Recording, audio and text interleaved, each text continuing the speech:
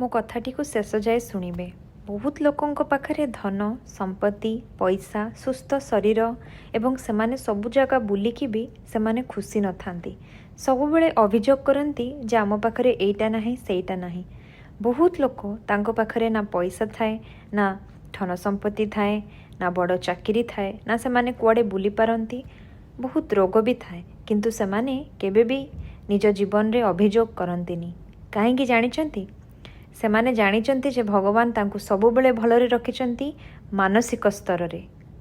ଆମେ ଜୀବନରେ ଯେବେ ବି ଅଭିଯୋଗ କରିବା ବନ୍ଦ କରିଦେବା, କମ୍ପ୍ଲେନ୍ କରିବା ବନ୍ଦ କରିଦେବା, ଆମ ଜୀବନରେ ସବୁ କିଛି ସହଜ ହେଇଯିବ। ସବୁକିଛି ଭଗବାନଙ୍କ ପାଖରେ ଛାଡ଼ି ଦେଇକି ଯଦି ଆମ ଜୀବନରେ ଆମେ ଆଗକୁ ବଢ଼ିବା, ଆମେ ଜୀବନରେ ସବୁ ଖୁସି ପାଇପାରିବା। ତାହା ପାଇଁ ଧନୀ କିମ୍ବା ଗରିବ ହେବା ଜରୁରୀ ନୁହେଁ। ଆମ ମନକୁ ଭଗବାନଙ୍କ ପାଖରେ ରଖିଲେ ଆମେ ଖୁସିରେ ରହିପାରିବା।